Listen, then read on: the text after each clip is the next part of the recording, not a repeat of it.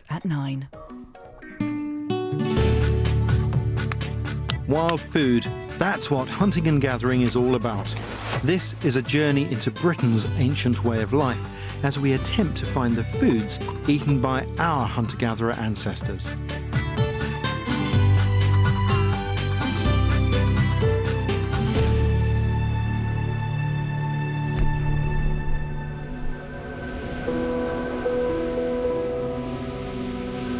In the far northwest of Britain lies a remote, barren and windswept island, a bleak but stunningly beautiful place.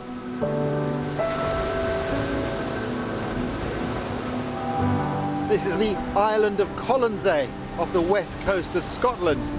I've come here because an incredibly important archaeological discovery was made here, one that was the inspiration for this journey.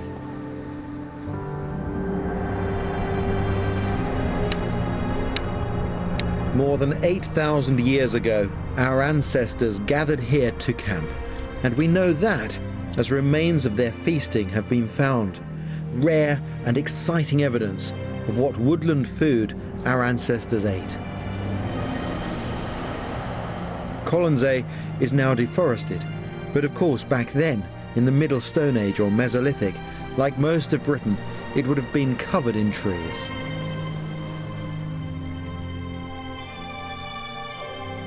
In this programme, I'm going on a journey to explore the wild food of the woods. I'll be back in Colonsay later, but first I'm heading to the south of England, to a forest which is more like the landscape our ancestors would have known.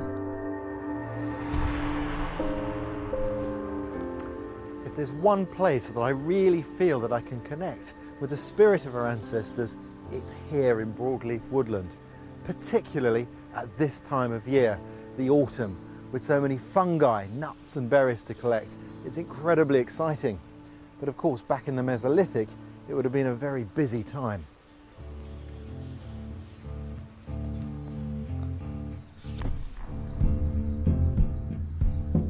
Back then, the hunter-gatherer would have had to make the most of this time to gather for the coming winter, and would have been acutely aware of what was available. Of course, the forest itself was the very fabric of our ancestors' life. It was their supermarket, their drugstore, their hardware store, all things rolled into one. And it was vital that they had an understanding of all the materials that grew around them.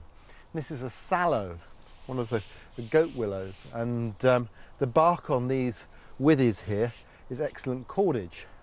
The shoots can be woven into baskets, and if you take the ends of the branches and chew the bark up at the end. Actually, see, I don't know whether you can see there, that's the last year's bark. You chew that, you get a very strong astringent taste, just like aspirin. And this contains salicylic acid and was one of the ancient medicines that were used. In fact, aspirin was derived from salicylic acid, which was originally found in willow barks. So everything around you, if you lived back in those days, was of importance. One of our most ancient and iconic trees is this, the oak. The mighty oak tree has played a very significant role in Britain's recorded history, but it may also have been important in our prehistory. In other parts of the world, where you find acorns, you find hunter-gatherers using them as a staple food. What we'd like to know is whether they were used in that way here as well.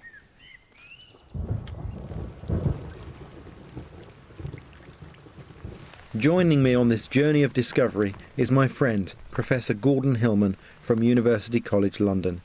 He's a paleo-ethnobotanist, and come rain or shine, spends his time studying the relationship between plants and people. The technique we're going to use to process the acorns is one which we've seen modern-day hunter-gatherers use around the world. Worldwide, we find that wherever acorns are available, people use them, even if they have other sources of starch.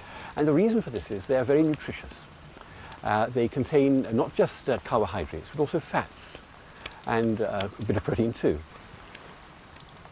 In Britain we have two species, and both of them are generally very bitter. And this bitterness is due to tannins. It's a bit like chewing a tea bag. It's pretty bitter. When people use these things worldwide, people were prepared to go to the trouble of getting rid of the tannins by often quite complicated methods in order to get this nutritious resource in their diet. How's it going, Gordon? It's a bit damp. There's a severe weather warning in place today. I think we're doing really well, but I was thinking about that and thinking about our ancestors doing this, and I've often wondered whether this seasonal resource induced them to move their whole communities for a period of time to oak woodland, because it's a long process, it's very involved, and then you could place yourself there and make a proper roof. That's right, we've got the acorns and everything on the spot. Yeah. And of course, the Chumash in California, that's exactly what they did. They apparently moved the whole camp for 2 weeks to the acorn grounds, up into the hills. Gordon has split the nuts before drying them, as it makes it easier to remove their shells, which has to be done before crushing.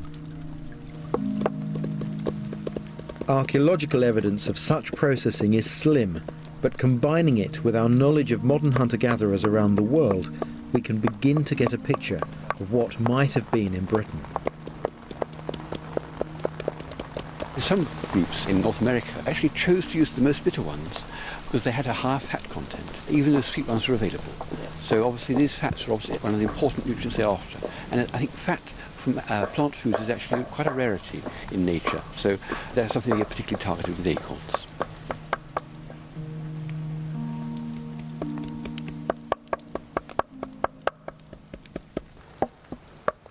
The next process is to take this meal that we've ground up with the acorn meal and put it into a bag which we can put into a stream so that the water will wash out the tannins. This is the sort of bag that Aboriginal people use in Australia for a similar process to leach toxins from edible roots. But this is too open a weave for the acorn meal, so I can't use that. In fact, it's one of the pieces from the archaeological jigsaw that's totally missing, is these sorts of tools. They just don't survive from our Stone Age past. So instead of a bag like this, we're going to improvise with a little bit of modern technology and use a mosquito head net, which is a very fine weave, will hold the meal and still allow the toxins to pass through.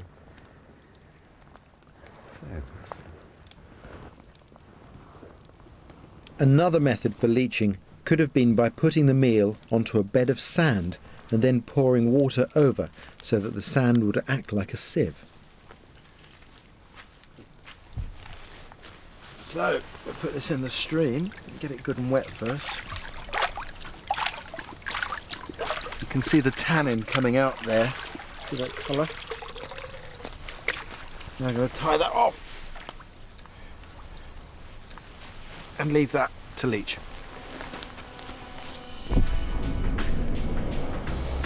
Gordon and I now have a chance to explore further and build a bigger picture of our ancestors' lives. Thousands of years ago, after the Ice Age, Britain was covered in dense forests of pine and birch. But these were slowly replaced by other trees such as beech, elm, oak, and hazel. The forests that our Mesolithic ancestors knew would have been a little different to the ones we know today. One of the trees that they would have been very familiar with is this, the lime tree.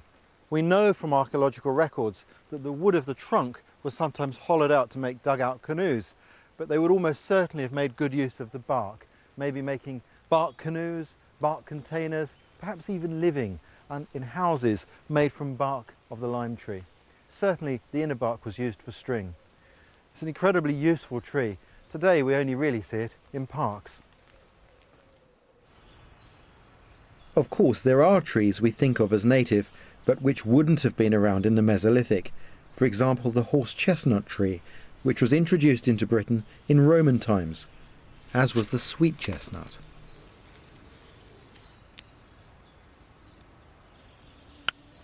Lovely.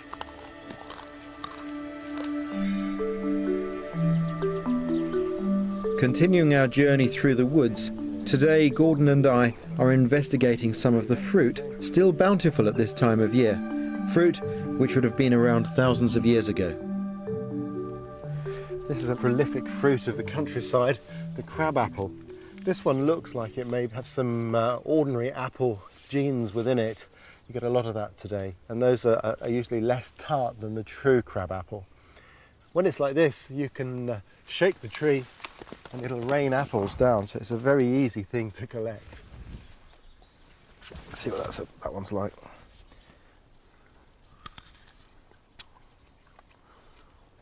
That was not too bad. That's what I think. I think that's got some modern genes in it. Bit bitter, astringent, a lot of tannin in there. But cooked over the fire, that one will probably be all right. But I don't think our ancestors had crab apples as favourable as this one. As well as eating them straight from the trees, the hunter-gatherer would have had to find ways of preserving fruit as a useful food source throughout the lean winter, and we're going to attempt one possible method. Hawthorns are tricky to pick, but I've improvised a simple technique which may well have been used all those years ago.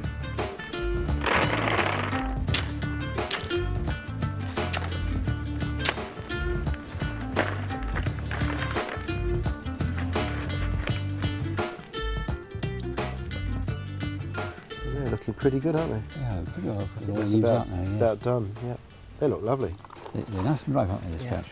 Well, I brought with me the bowls we're going to need Oh, good.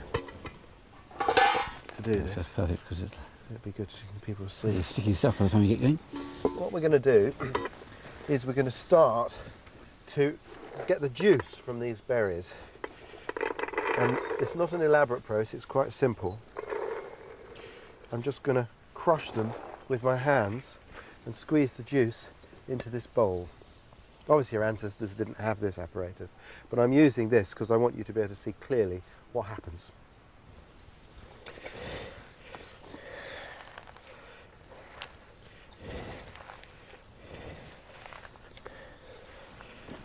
They're very dry this year. Yes, that's a very dry flesh, isn't it? This is Much drier much this year. more glutinous, isn't it, than Yep. normal? And more.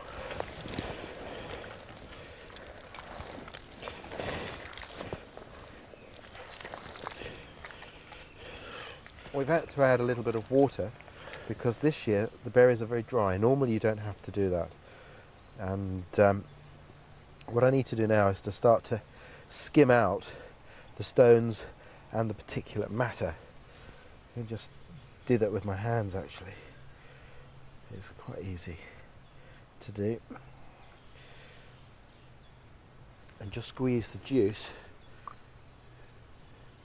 like so.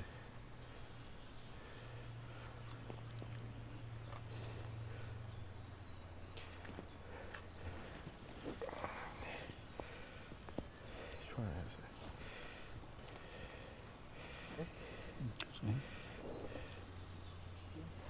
You can see, although it's very messy, we are getting most of the juice and most of the stones, with the odd one escaping. Gordon's wicking those out, but most of the juice is going into this bowl, and the pile there is mostly stones and flesh. That's right.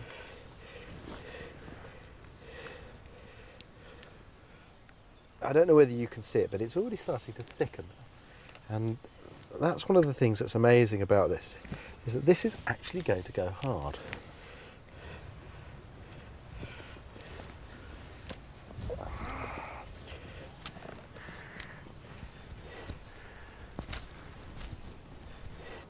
It only takes 5 minutes and it's set hard.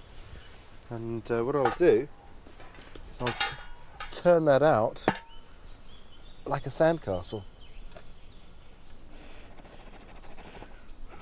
Like that.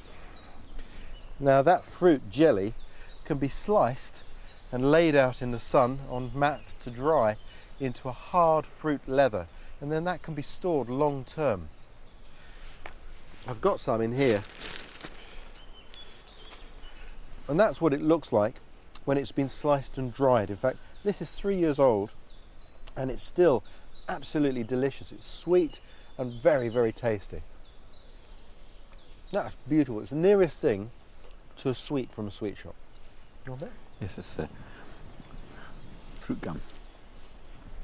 It's still as good as it was 3 years ago. Yeah. We've got no evidence that this was done in the past, but I think that if our ancestors were aware of this, what we glimpse here is a food and a taste, a flavour that we just don't attribute them as having. No, that's right. Especially once it's gone dry, that fruitiness becomes much stronger, doesn't it? It's lovely. It's an apple-y licorice, really, that's isn't right. it? Wonderful food.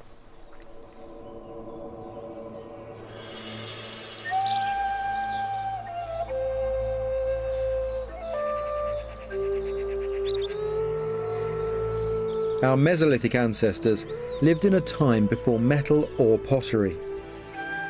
The mystery surrounding the way they would have prepared and cooked food without pots is something which really interests me. It's a beautiful part of the world. Around the world, we see modern hunter-gatherers using basket work in ways we wouldn't imagine possible. Today I'm meeting with Linda Lemieux, who has been making baskets for over 20 years. We've got to roast a wild boar. She's demonstrating how to make a coiled basket, which, if tight enough, can hold water. Now, this style of basketry, the coiled baskets, Coiled basketry, yeah. I'm sure that would be in common because we have good materials, don't we? Absolutely, we've got loads of soft materials, rushes and straws and grasses.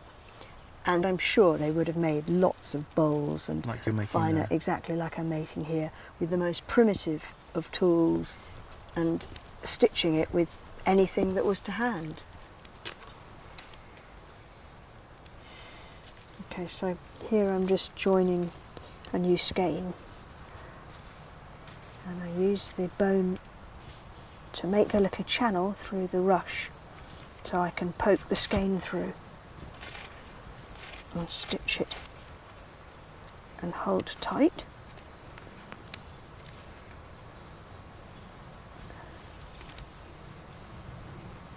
Beautiful pace to life, though, isn't it? Doing this sort of thing. Definitely. And I think in a sense, More people should try it. this is like time travel. To sit here and do a bit of this. Yeah. Oops. The irony is that these type of baskets don't survive in the archaeological record. It's so rare to find anything like this. Tantalising. Yeah. What about that one there? That's from Britain, isn't it? That's from the Orkneys. Yeah. Yeah. That's straw. Look at that work. And it's a modern made one, and they've used ordinary string. Sisal string and straw. Yeah, and straw. But the way it's radiated Yeah, with it's a like twist in it, it's gorgeous. It's like a star, isn't it? In the old days, they would have used juncus, rush. Yep. So there is a clue that this type of basketry was here. Definitely. Well, one of the things that's really interesting about all of this technology, the knowledge is portable, in that if you've got the nimble hands, you've done this all your life since childhood, you can make these things swiftly, quickly. And it's a very lovely feeling too that you can make a basket anywhere, and I frequently do, anywhere in the world. Yeah. Wonderful. Yeah.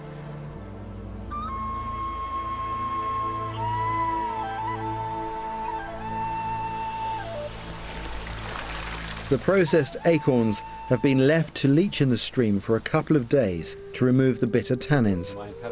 But to make it more palatable as well as digestible, we're going to attempt to cook it using one of Linda's baskets. We're going to heat rocks in the fire until they're red hot and then add them to the mush. That's good. It's lost some of the dark hue has gone, hasn't it? Yeah, no, it's actually lightened quite a lot. We know that this method was used in other parts of the world, and it will be an interesting experiment.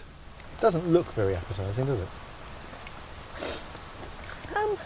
Well, it doesn't look too bad. Do you think if they served that up in a school dinner, it would go down well? Well, as long as they thought it was chocolate pudding, I think it might. Yeah, carob. Looks a bit like carob, doesn't it? I think I'd go more for a Did sort you of say high carob or cowbag? Just like the smell of burning there. It's interesting that it smells like burning bread. It does, doesn't it? It has that Toast. starchy taste. Yeah, smell it to smells like toast.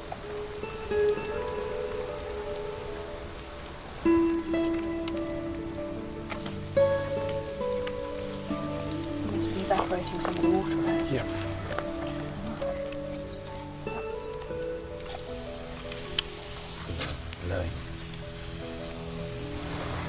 I think that's about done now. Now that's got better suddenly. Oh, yes, it's going to be nice and hot. It is very warming. It's just tasting It's better. got a crunchy, nutty Yeah. texture. That's really good. I like crunchy bits. It's quite delicate. It's got it's like a little bit wholemealy as well, isn't it? Yes, That's staple food. it is. Very, very nutritious. And you can feel that when you eat it. It doesn't have the same feeling as eating potato, which That's gives you right. strong energy. right. But this has that feeling that there's something longer right. lasting. That'll be the That's the right. fats in there. The fats, yeah. Well, there you have it. A very successful experiment. That is a delicious meal. It may be a rather unconventional means of cooking by today's standard, and it's not how we expect food to look. But it could well be that 6,000 years ago, this is exactly what British housewives, for want of a better word, were serving up to their families. Certainly, I'd be very happy to eat that, albeit with a little bit of venison on the side.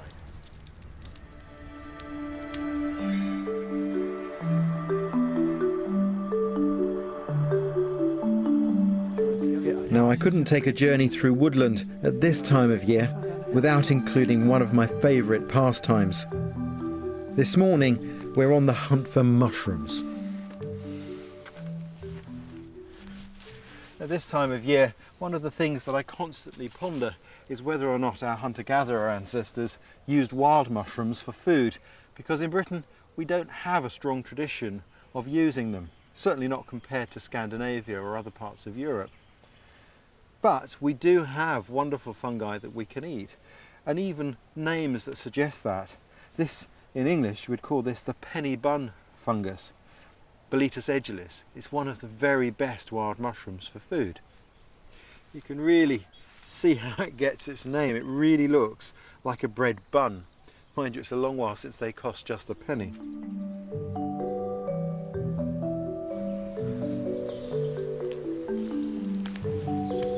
Although mushrooms aren't an obvious source of energy, and certainly wouldn't have been a staple food, they may well have been used to help improve the flavour of less inviting food, and so encourage consumption.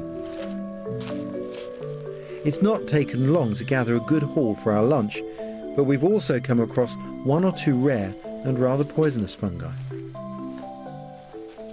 Right then, Gordon, have a look at these ones. What on earth have you got there? The question is, would you eat them? Well, no way. They look very suspicious to me. That's quite an unusual fungus, and I think this is Satan's Boletus.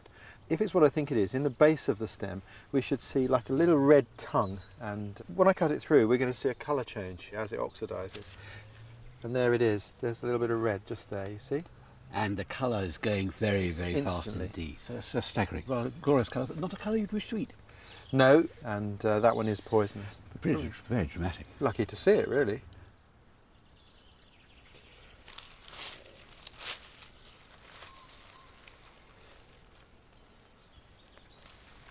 This is probably the wild mushroom that we're all most familiar with, mainly from nursery school books where you have this drawn with a pixie beside it. It's called fly agaric, and it's very interesting, and it's an important fungus to know about. It is poisonous, and it's a member of a family called the Amanitas. Now, the Amanita family is one of the most important families to know about because it contains some of the most toxic of all fungi, and they have certain features that it's very important to recognize. Firstly, they all have white gills, these blade-like things under the cap here, they're gills. And from these gills, spores drop. You can actually see the spores on my fingertips. And the spores that drop from the Amanita family are always white. The base of the stem is bulbous, and that's a very important identifying feature. When we collect fungi, we make sure that we get all of the mushrooms so that we can make a positive identification. If we broke the stem off halfway up and some of the other features were missing, because sometimes they fall off, we could misidentify this for something edible and be in a lot of trouble. Other identifying features of the Amanitas include a ring or skirt, and there are often spots on the top, although these can easily be washed off in the rain. There are other members of this family to watch out for too, including this one, the panther cap. But most deadly of all is the death cap. Just one bite of this innocuous-looking fungus can cause a painful death by destroying the liver. There is no known cure, and it's particularly cruel as you start to feel better just before you die. Gordon, who is a mushroom lover but not an expert, knows only too well what can happen if you eat a dodgy fungus. I once worked in the University of Cardiff, and we had a mycology department there teaching fungi. And they sent me down the edible mushrooms every week after their laboratory classes because the people teaching the class didn't themselves eat the fungi. The lab technician brought me down my batch of edible mushrooms, supposedly. She brought the wrong batch. Excellent. So I ate them thinking they were perfectly safe and edible. There's a genus called Sathirella, purple jobs. I went to a nearby bar afterwards and had a glass of beer. Half a Guinness, please. Half a Guinness, yes. And it immediately triggered a reaction. My vision went monochrome, not black and white, but blue and white.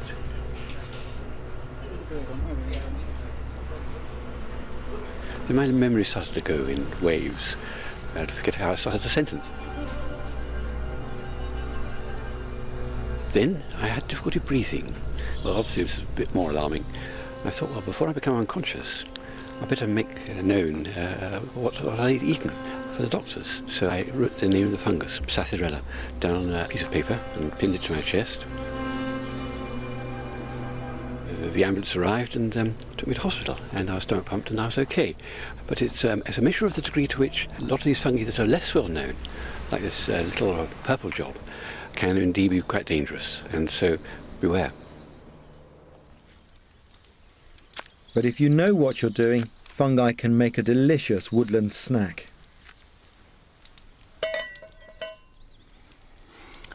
Wonderful thing about fungi is they are inspirational as a cooking ingredient, and you can't really come out and collect some and not have a little impromptu picnic. And to make the best of them, I brought a few ingredients with me, certainly things our ancestors wouldn't have had.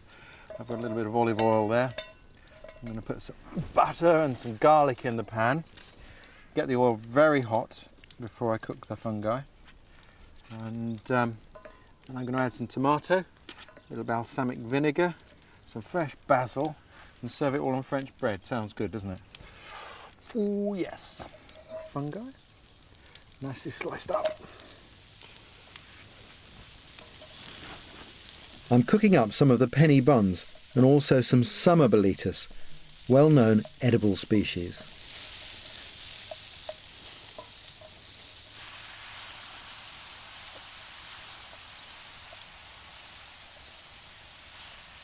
I'm now going to add some tomato to that, and now a little splash of some balsamic vinegar.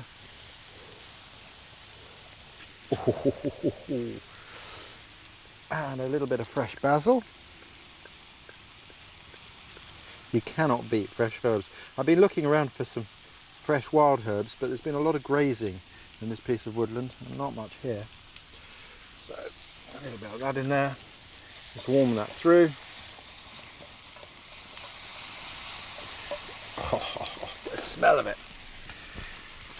Where's that Gordon? Gordon, have some lunch. Oh. You've got penny bun and you've got summer boletus. No, With some garlic and some balsamic vinegar, fresh and basil fresh and tomatoes. basil. Oh, lovely. Oh, that's fantastic, Ray. Right. That's very tasty indeed. Nice. Try some of that. That looks too good to be missed. Mushrooms are fantastic, aren't they? Very unusual flavour. What could be better? You pick them and 5 minutes later you cook them. Superb. Lovely.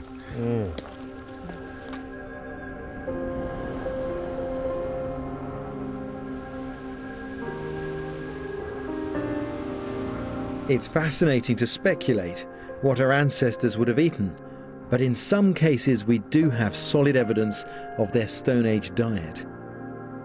My journey now takes me to the Scottish island of Colonsay, once covered in hazel woods, but now a barren and windswept island.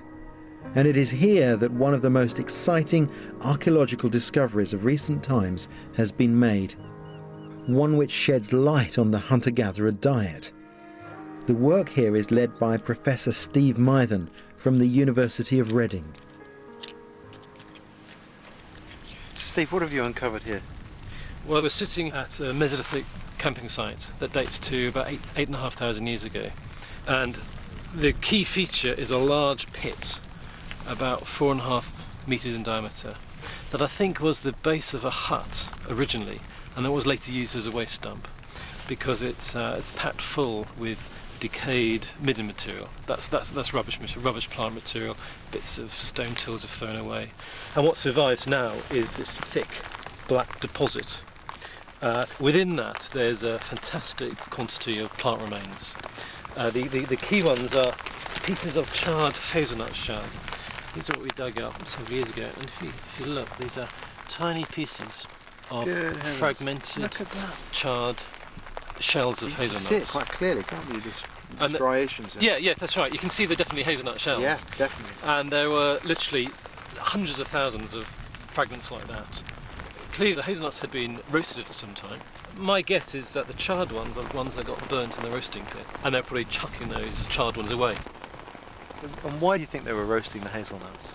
Well, they may have been roasting them just to make them more palatable to eat. I mean, if you are eating quite a lot, there are better for you. It could be of roasting them as a means of storing them, because I think once they're roasted, they can store for several weeks, if not months. So they may well have been just particularly productive hazel woodland on this island, and putting a lot of energies into roasting large quantities and taking them off the island and using them over the next few months. It's very unusual, isn't it, to find this sort of remain from that period? Yeah, in quantity. Bits of charred hazelnuts are found on many sites, but normally tens or hundreds of fragments. But to find hundreds of thousands of fragments is really quite astonishing. Besides hazel shells, the team have come across other Mesolithic finds. They're using a technique called geophysics, in which they're able to detect by computer where the magnetic property of the ground changes. So Karen, we got some additional geophysics to the area to the south down there. For example, there's a quite nice dark anomaly which is at... This suggests some disturbance and therefore pinpoints where to dig. And 21.7 in diameter.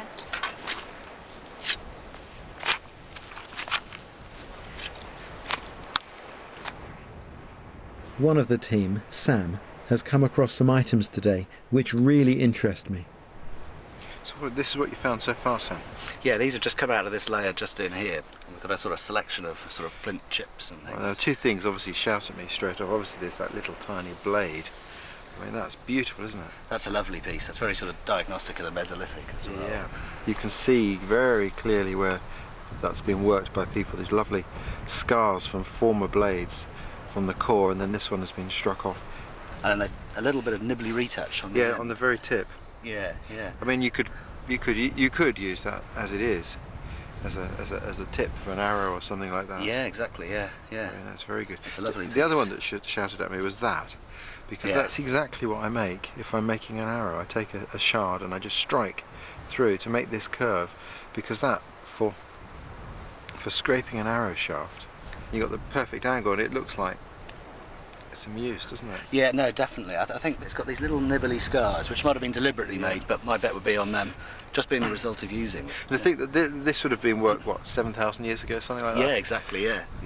And you know, we're the first people to touch that. That is neat, isn't it? Yeah. It is exciting. You like to think, well, maybe someone dropped that and spent a while looking for it and then gave up, and 7,000 years later, there we are.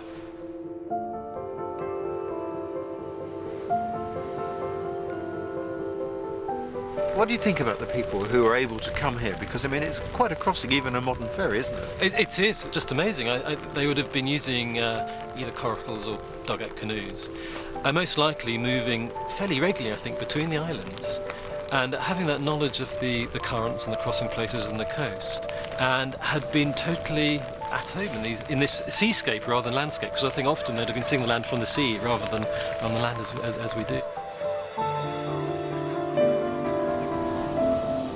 Considering just how many charred hazel shells were found on Colonsay, it does seem quite likely that hazels were a staple food of ancient Britons at a time before farming and grain. Seeing first-hand evidence that builds a picture of the lifestyle of our hunter-gatherer ancestors has really inspired me. Back in the hazel woods of the south, Gordon and I now want to experiment with the technique of roasting hazels using a shallow pit, which was used at that time.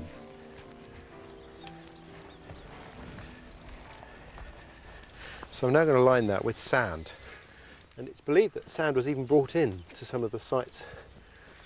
So it played an important part in the process of the cooking. Of course, sand will get hot very quickly and holds the heat better than the soil.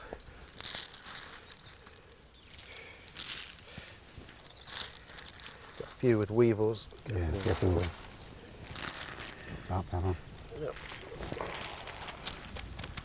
So now we seal these with an airtight layer of sand on top.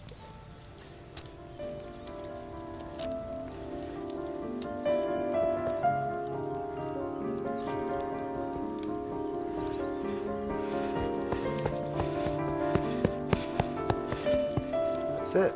And now we build a fire on top of there, and we're going to small stick fire because we want lots of heat and the fire doesn't burn for very long. So.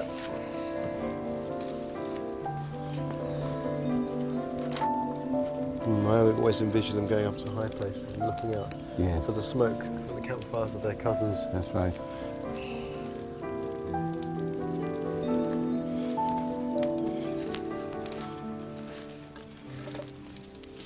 Right, well I'm going to start to open this now.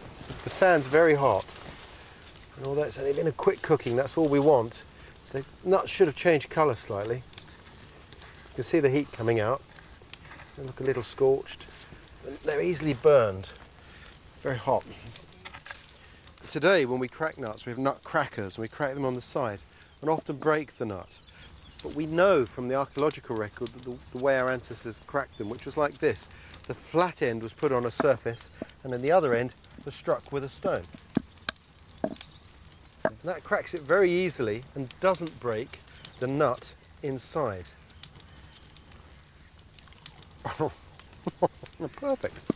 Tastes like potato. Really nice cooked. They're much better than uncooked. Very good. And of course, much more digestible, especially for children. Oh yeah. They always say that children shouldn't eat too great a quantity of the fresh ones. I think this overcomes that problem entirely. It's incredible. That's a flavour from the past. It's beautiful. It's so improved. I find it incredible to think that this was probably one of the most widespread practices in terms of food at this time of year, 6,000 years ago or beyond, who knows how long ago. And that because we've managed to find just one or two fireplaces where this happened, we can piece this back together and breathe life into this ancient meal.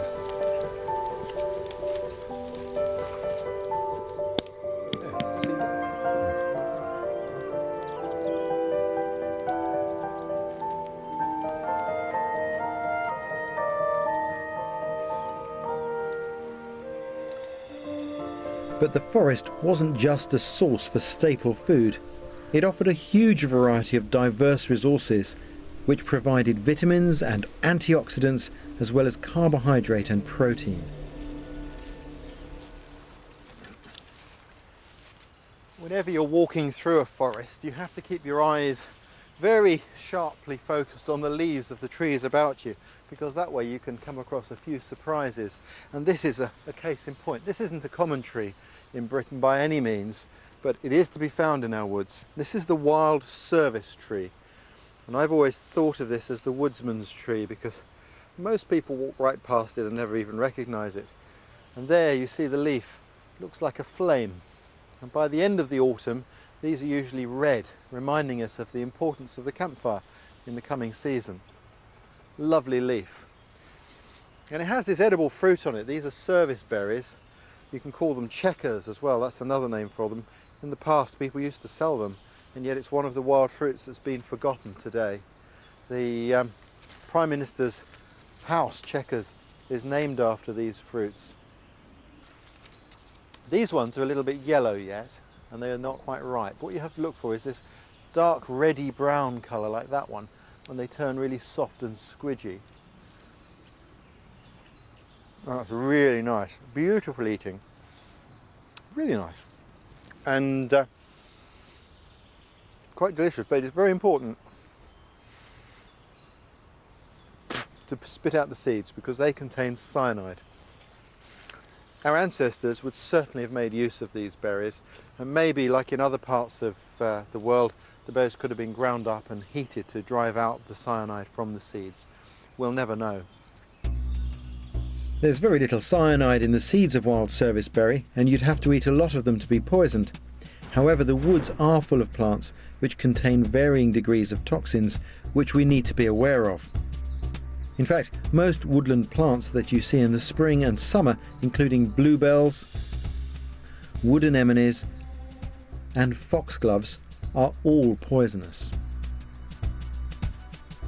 This is quite an unusual plant, it's quite rare, it's called herb Paris, Paris quadrifolia. Beautiful plant. And that berry there, well, that's very poisonous. In fact, the whole plant is poisonous. How our ancestors figured out what they could eat, what they couldn't, we'll never know. We can only guess that they must have experimented with things. This is deadly nightshade, also known as belladonna, which means beautiful woman. It comes from a time when women would touch the berries and then their eyes, so dilating them to make them more attractive. Highly dangerous though, as the berries contain atropine, making them lethal. What interests us is whether our hunter-gatherer ancestors might have made more use of poisonous plants, perhaps even processing them to make some of them edible. Well, here we have a plant, quite a common plant, called the black bryony. It has poisonous berries, poisonous leaves, and also a poisonous root. Now, the thing is, that root is quite big, and it contains, we suspect, a lot of starch. In fact, sometimes it's absolutely huge. So we're keen to find out whether or not this root might have been eaten by our ancestors. But first, it needs digging up.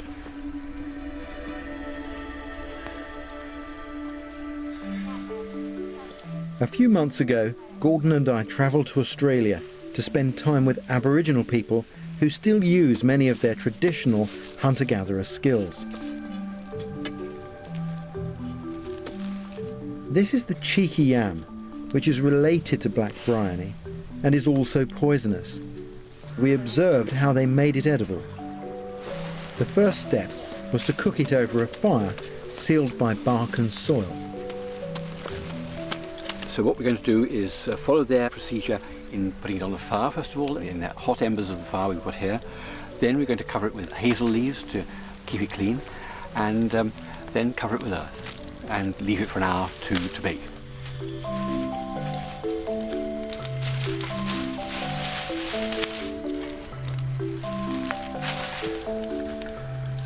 The next step our Australian friends used was to grate the cooked yams, ingeniously using an adapted snail shell as a grater.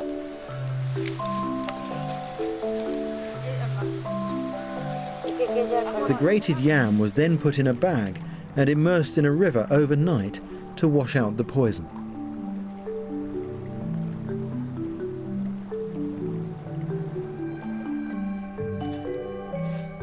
Gordon now grates the cooked black bryony root and will leave it to leach in the same way. We'll leave it in the stream for about a day. Even then, though, we won't actually try tasting it because it's too dangerous, too dodgy, especially if the method hasn't worked. So we're going to get it analysed in a laboratory in London and see if indeed this method has been successful in getting rid of these toxins.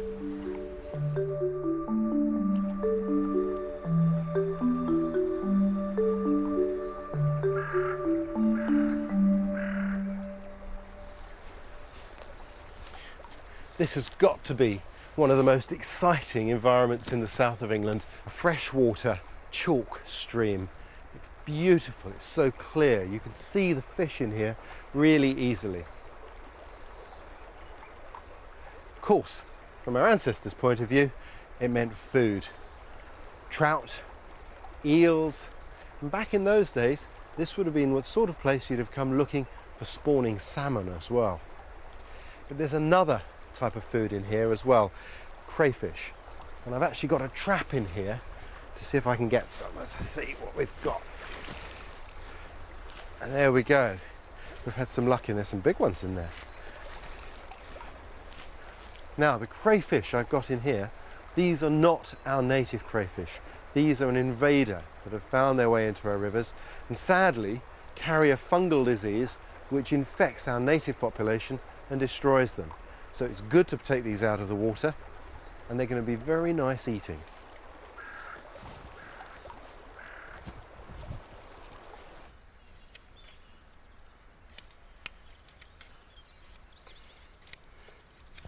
I'm going to cook the crayfish on skewers beside the fire, and to make those I'm using this wood here. This is dogwood. It has black berries on it, but they're not edible. And you see this time of year, now the autumn's here, it's turning purple colour. If you break the leaves in half, you break them gently, you'll find that from the veins in the leaf there's little threads that hold the two together. That shows you that it's a true dogwood. It's a useful tip for identifying trees in other parts of the world. And some people say that it gets its name from the Old English dagwood, which means skewer wood, and it's certainly brilliant for that purpose. You can see here what I've made already. You can carve it very thin, and it's very stiff. It's ideal for the job. I dispatch the crayfish quickly by cutting their spinal cord, and then there's a nifty trick for removing the innards. You take that central fin and you pull it till it goes click, pull it back the other way till it goes click. Now when you pull straight back, out comes the alimentary canal. And that's where I'm going to now push my skewer straight in like that. And that goes over in the heat of the fire.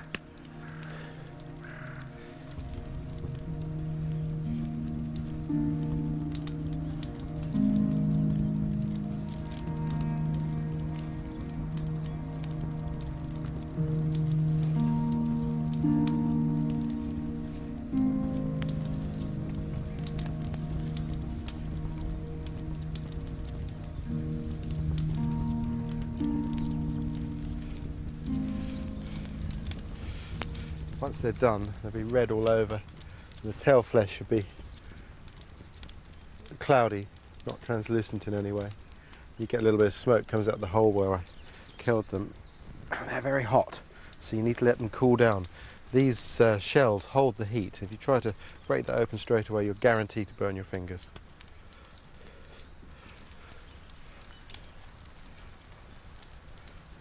Oh yeah, that's just about handled that now. Break the tail away from the body like that. Beautiful. There's the crayfish tail. Oh, that is fabulous. Really nice. The good thing about these American crayfish, there is also some meat in the claw.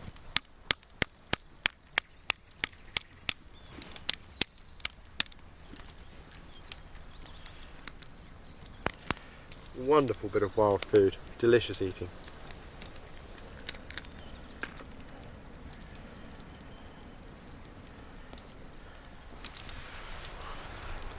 That's delicious.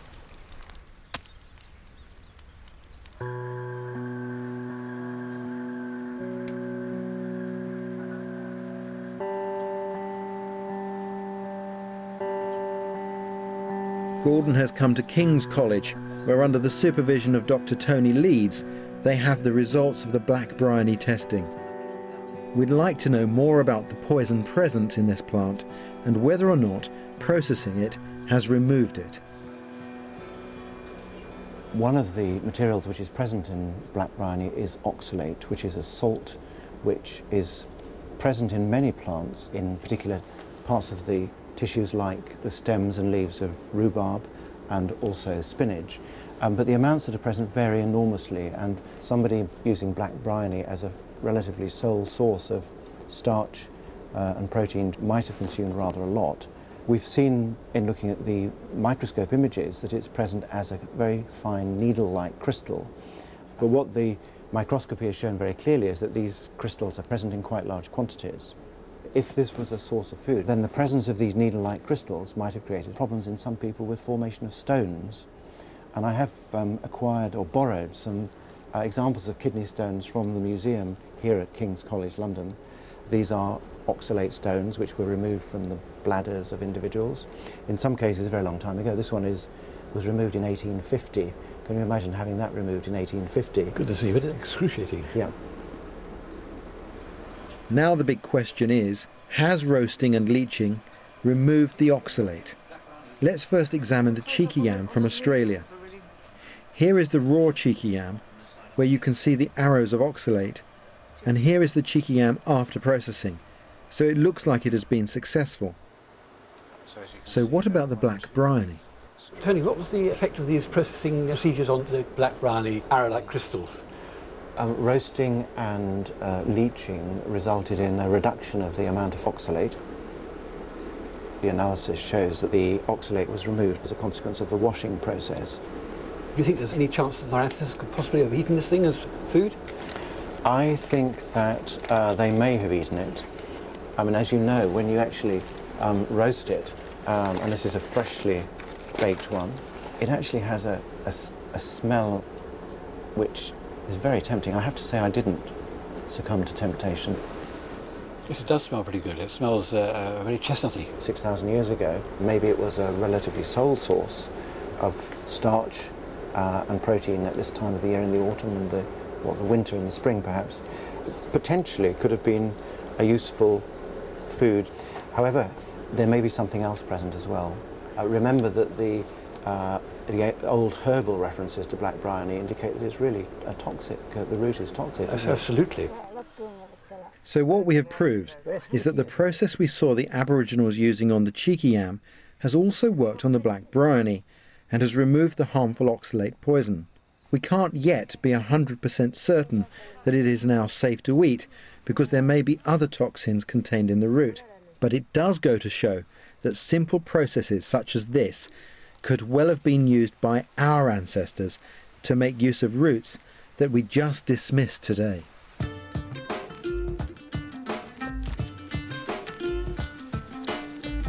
We're almost at the end of our woodland journey, but there's one last thing I want to do, and it should be a real treat.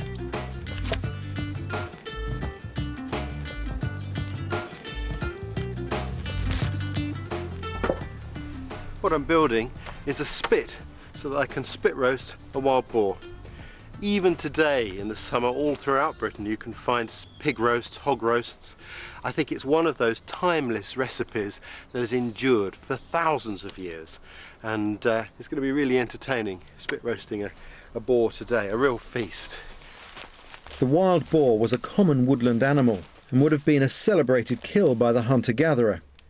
This is just a young boar, but a large adult boar could weigh more than a red deer and would have provided a huge amount of meat. One of my favourite things about roasting a boar is the crackling, which I'm going to prepare by adding salt and then basting with honey. And to do that, I need a basting brush, which this piece of hazel should be ideal for.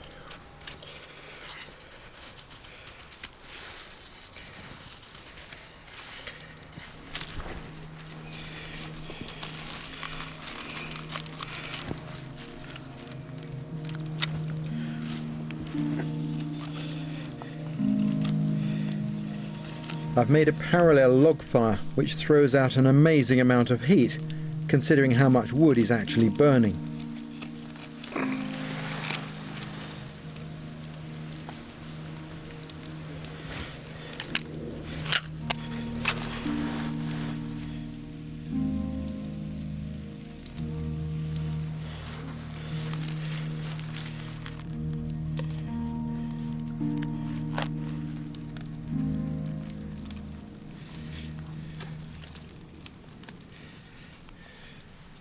And what I'm going to do now, just because I can, is I'm going to baste this meat with honey for the last half hour of cooking or so.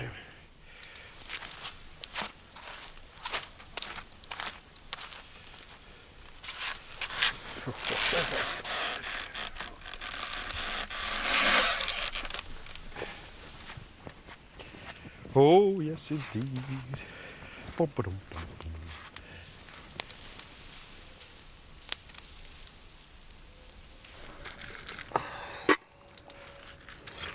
You know, the problem, Gordon, is I used to get carried away munching into the odd bit of this while I'm doing the butchering. Yes, I think it's impossible not to. Oh, beautifully cooked. Wow.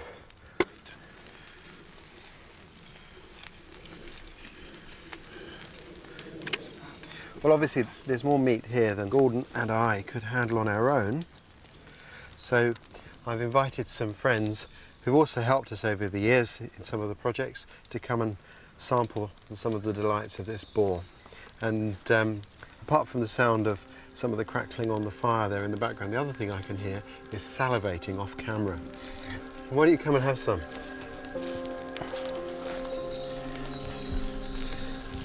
If I give you some for that? Yes.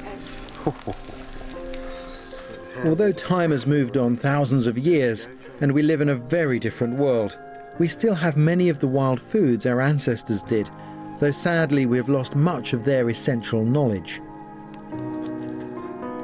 In this series, we've only scratched the surface of the resources our ancestors would have made use of, but it's been a fascinating journey. It has also made me feel closer to understanding where we've come from, not just in an historical sense, but in a way which tells us more about ourselves, and perhaps ultimately where we are going. You know, when I go to museums and I look at exhibits of our Stone Age past, you've always got these illustrations of the earnest hunter returning with the animal with a stern look on his face, and you forget the sense of community that came from those activities. That's how I like to think of the past. Perhaps on this very spot, 6,000 years ago, who knows, maybe a 13-year-old boy had shot his first wild boar with his uncle, and everybody was collected together to celebrate. That's what I like to think about. The sound of laughter, of happiness, of people thriving in our landscape.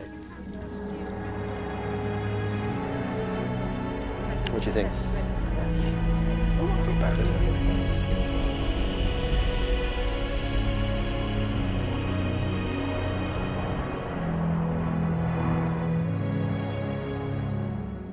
Stay with us on BBC Two for brand new, unmissable drama.